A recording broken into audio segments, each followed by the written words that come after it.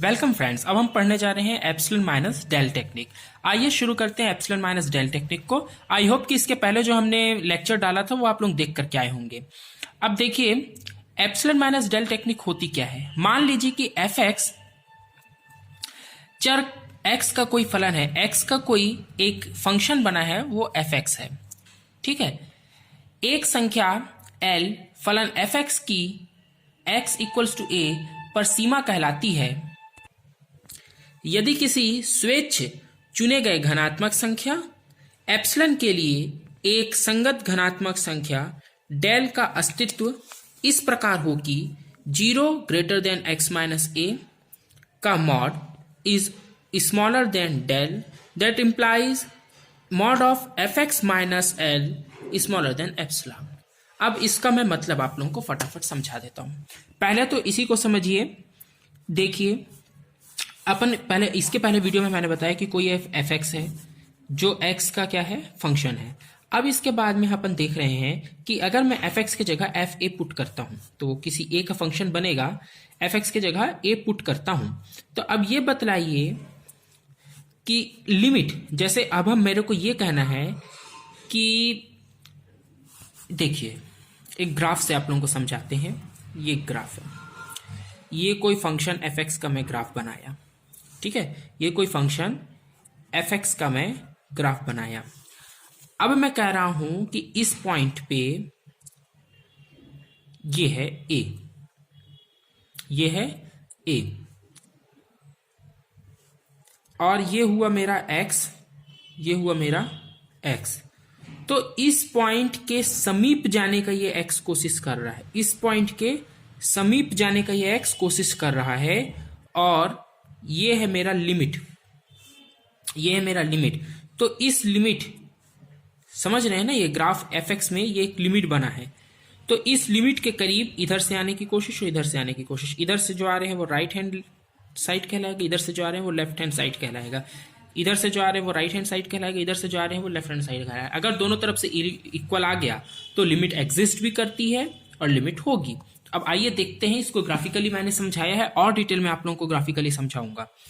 देखिए ये कहता है कि 0 से x माइनस 1 ए का डिफरेंस बड़ा होगा। पर याद रखिएगा x माइनस ए का डिफरेंस को मॉड में रखने का मतलब क्या है।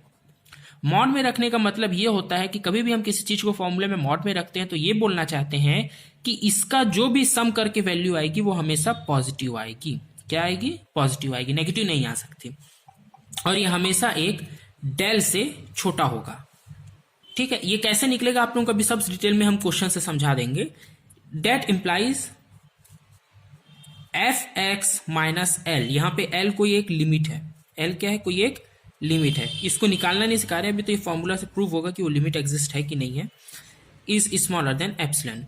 याद रखिएगा x के सभी मानों के लिए जहां x माइनस ए का मॉड का अर्थ है x माइनस ए का संख्यात्मक मान, और यहां पर एप्सिलॉन डेल पर निर्भर करता है। अब इसका अर्थ ध्यान से समझने की बात है। यहां पे ये लिमिट पॉइंट को लेते हैं। जैसे कि एक एग्जांपल से आपको समझाऊं, मैं कोई भी एक एग्जांपल ले लेता हूं। देखिए मैं ये कह रहा हूं कि limit x dash to x square equals to 4। ये जो है x माइनस ए, ये इन दोनों से बना है। ठीक है, मैं कहूंगा x 2 की ओर अग्रसर है। कोई एक x है जिसको हम यहां पे पुट कर देते हैं बाद में, पर अभी फिलहाल समझने की कोशिश करिएगा कि कोई एक x एक ऐसी संख्या है जो 2 की ओर अग्रसर है, पर पूरी तरह 2 नहीं है ना, पूरी तरह 2 नहीं है, 2 की ओर अग्रसर है, उस ओर बढ़ रही है।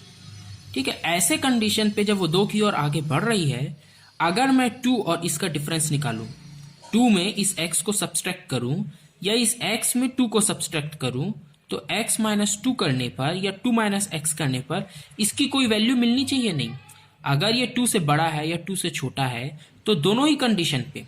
अब भाई देखिए मैंने तो पहले ही कहा ना, x इधर से अगर आ रहा है तो ये बड़ा होगा, देखिए सीधी सी बात है, 1 2 3 4 ऐसे करके चलता है। अगर ये 3 है, 4 है, 5 है, 6 है, तो अगर इधर से x इधर की ओर आ रहा है, यानी कि राइट हैंड साइड से a की ओर आ रहा है, अग्रसर हो रहा है, तो ये बड़ा से छोटा की ओर आ रहा है।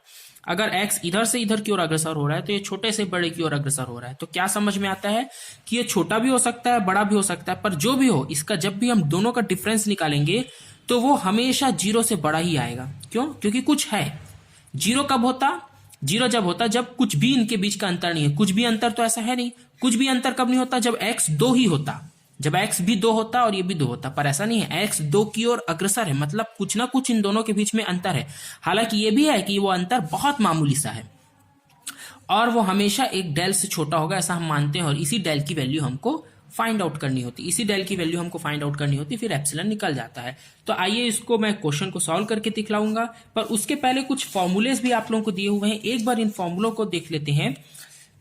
एक फॉर्मूला लिखा हुआ है x plus a to the power n, x to the power n, n c1 x to the power n minus 1 into a plus n c2 x to the power n minus 2a square, और इस प्रकार से आगे बढ़ते बढ़ते a to the power n तक ये जाएगा।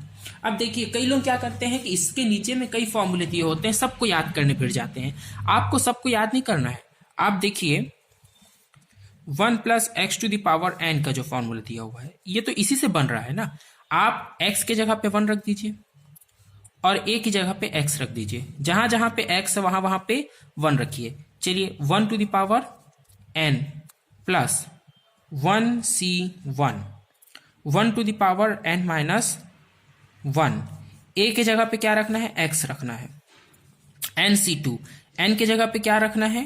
n के जगह पे तो n ही है, c है, 2 है, x के जगह पे 1 है, n माइनस 2, a के जगह पे x स्क्वायर है। और इस प्रकार से ये आगे बढ़ते जाएगा और कहाँ तक जाएगा? a to the power n तक। देखिए ये अब जो इसका आ रहा है, यानी कि 1 प्लस एक्स का वो आया है 1 प्लस 1 प्लस ये अपना क्या था? nc1 था, nc1 था, तो यहाँ पे n आएगा। nc1 को जब अपन सॉल्व करेंगे तो n आएगा, और 1 to the power n minus 1, तो 1 के पावर में कितना भी संख्या आ जाए, लाख, 2 लाख, 1 करोड़, वो तो 1 ही होना है। इसमें 1 का मल्टीप्लाई और ये x, तो ये क्या आएगा? nx आएगा। फिर उसके बाद में nc2, तो जब अपन nc2 को सॉल्व करेंगे तो n माइनस 1 अपॉन में 2 फैक्टोरियल, ये परम्यूटेशन कॉम्बिनेशन से आप लोगों को निकालना आना चाहिए। n माइनस 1 अपॉन में 2 फैक्टोरियल, और इसमें मल्टीप्लाई है एक्स स्क्वायर का। ये 1 का पावर में जो भी है वो तो फिर 1 हो गया ना। और इस प्रकार से आप लोग और आगे निकाल सकते हैं। तो और आगे क्या आएगा? अब सीक्वेंस को देख के भी आप लोग निकाल सकते हैं। n, फिर n माइनस 1 आया है तो n माइनस 1, n माइनस 2 आएगा, है ना भाई। 1 फैक्टोर, यहाँ पे 1 था, 1 फैक्टोरियल मतलब 1, और 2 फैक्टोरियल तो यहाँ पे 3 फैक्टोरियल आएगा। एक्स स्क्वायर था, यहाँ पे खाली x था, तो यहाँ पे x का क्यूब आएगा, और इस प्रकार से सो ऑन रहेगा। तो आप लोग समझ गए होंगे कि x के जगह 1 रखना है, x a की जगह x रखना है। अब इसी प्रकार एक और फॉर्मूला निकाला जा सकता है, वो कौन सा है?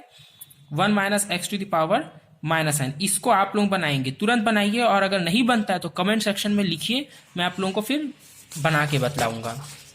अब आगे बढ़ते हैं।